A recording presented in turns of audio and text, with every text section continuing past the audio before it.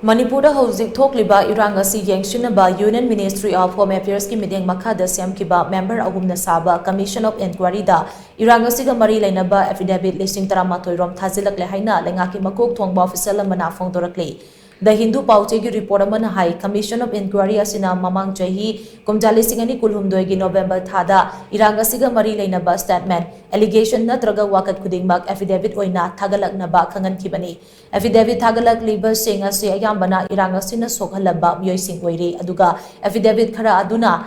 Manipur ge ching amasung tampaki district singda based tauba civil society organization singna thagalakpani.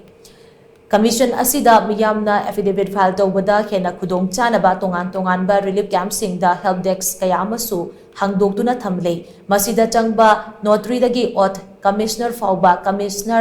pakpigani commission asina thawrang tawraga thamle masigi mathakta affidavit file tawgadoriba myoy aduna wari liraga madu type tawthoknaba staff fauba help desk asida lahali affidavit asi file tawbada selmana amata tingdana file tawbagi khudong chabasu commission asina piri ningsingba yabadi mamang chahi kumjalisingani kulhumdoigi June marida Ministry of Home Affairs na commission asi lingnaba Guwahati High Court ke hanagi Chief Justice Ajay Lamba amadi member oina retired IAS officer Himansu Sekhardas amasung retired IPS officer Aloka Prabhakar khankibani commission asida file tawrakliba affidavit khudingmak ningthina yengsilaba matungda government of India amasung Manipur lengakta response ki damak tharagani hairi